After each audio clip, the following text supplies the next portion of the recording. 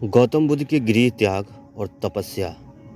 गौतम बुद्ध को आज पूरी दुनिया में कौन नहीं जानता है।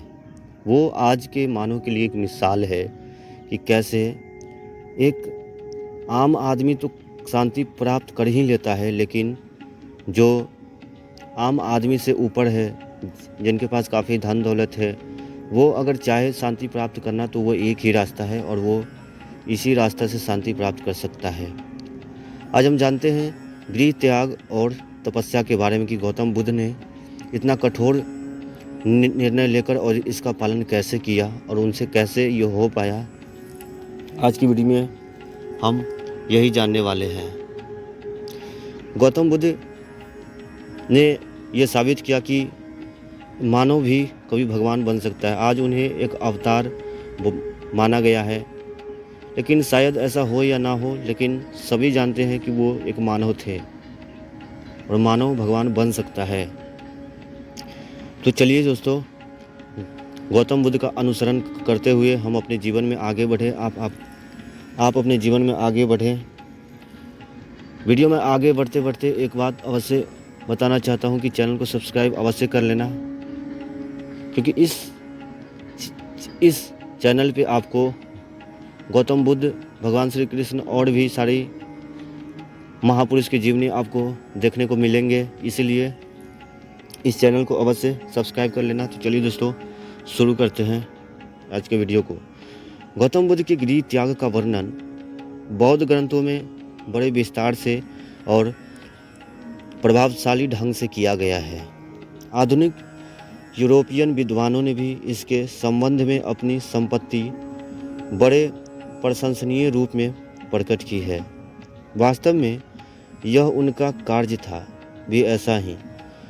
यही कारण है कि आज 24 या 2500 साल से अधिक वर्ष बीत जाने पर भी करोड़ों व्यक्ति उनसे प्रेरणा ग्रहण करते हैं। इस घटना का उनके जीवन में एक चरित्र मार्मिक उल्लेख आता है। जब राहुल 7 दिन का हो गया था तो उसी दिन गौतम बुद्ध का हृदय अत्यंत चंचल हो उठा। संसार का सारा दुख, सारा सुख उन्हें काटने की ओर दौड़ता था। चारों ओर आधी व्याधि की प्रचुरता दिख पड़ती थी। उसी दिन अर्धरात्रि को वे उठ खड़े हुए। उस समय उनकी सेविकाएं अर्धनग्न अवस्था में सो रही थी, जिसे देखकर उनको और भी विरक्ति हो गई। गौतम बुद्ध अब घर में नहीं रह सके। उन्होंने चुपके से अपने सारथी चंडक को जगाया और अपने प्यारे घोड़े केतक को लाने की आज्ञा दी। ये साधारण इंसान या आज के मानव के लिए, एक साधारण इंसान को लिए छोड़ पाना ये सब काफ़ी मुश्किल है, क्योंकि जिसके लिए संसार पूरी ज़िंदगी भर मेहनत करता है एक एक रुपए के लिए, उसे यूँ ही त्याग देना कोई आसान काम नहीं है। सारथी यह अपने इस बात को सुनकर आश्चर्य में पड़ गया। उसने गौतम को इस समय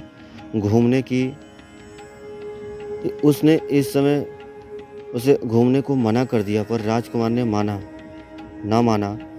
राजमहल छोड़ने से पहले एक बार गौतम अपनी स्त्री के शयनगार में गए, किंतु उस समय उनकी पुत्री के मुख पर हाथ रखकर वो सो रही थी। जाग जाने के डर से उसका हाथ न हटाया।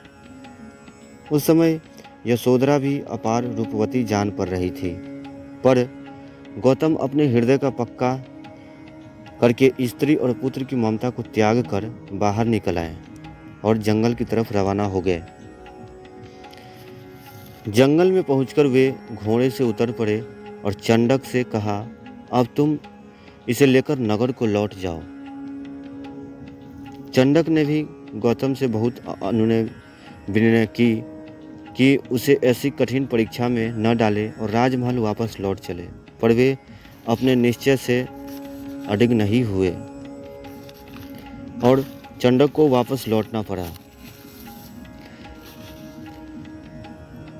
जंगल में अक्सर होते चले गए गौतम बुद्ध, जब तक होते गए जब तक प्रातःकाल न हुए।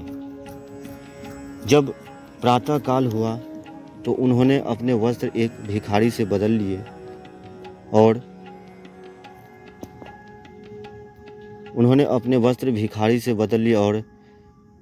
तलवार से अपने घुंघरेले लंबे केसों को काट डाला। इसके बाद धर्म का निश्चय करने के लिए पागलों की तरह इधर उधर घूमने लगे।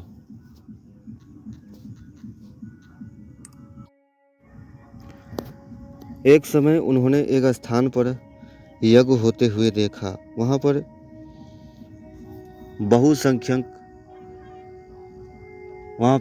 बहुसंख्यक पशुओं को बलि दिया जा रहा था और चारों ओर रक्त ही रक्त दिखाई पड़ रहा था। यह दृश्य देखकर उनको बड़ी वेदना हुई और वे अपने मन में विचारने लगे और सोचने लगे कि ये लोग सोचते हैं कि धर्म कर रहे हैं, पर ये नहीं जानते कि इससे महान निष्ठा का कार्य नहीं हो सकता।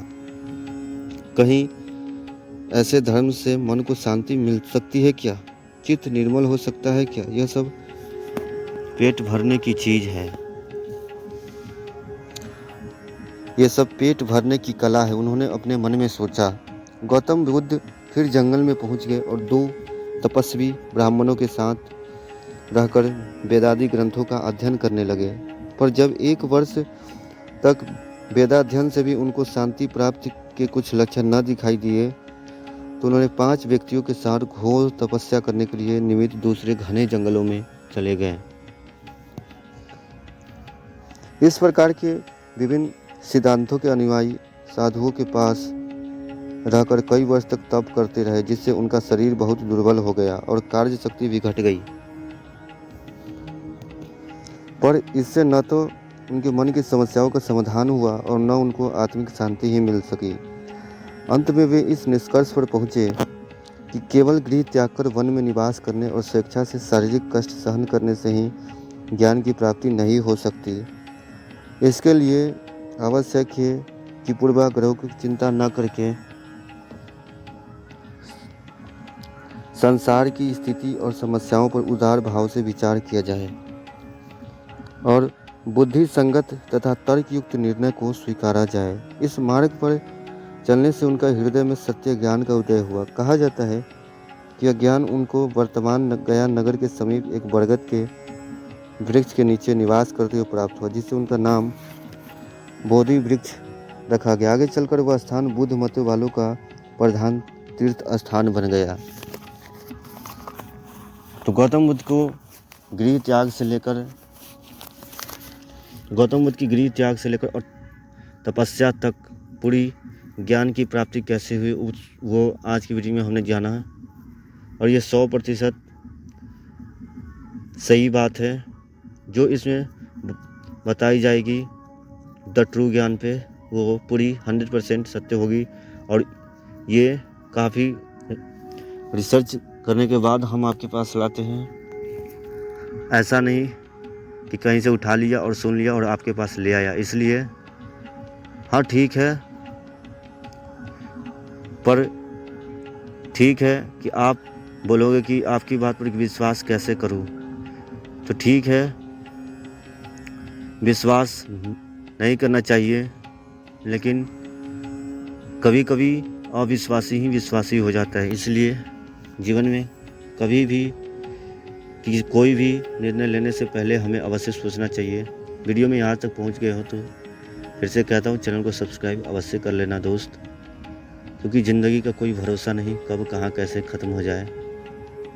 इसलिए जीवन में सफलता की राह पर आगे बढ़ते रहो, सत्य के मार्ग पर आगे बढ़ो। यूँ तो दुनिया में चारों तरफ उलझा लेने की चीज़ें हैं, लेकिन इससे बचकर आगे निकल चलो, तभी जीवन सार्थक है।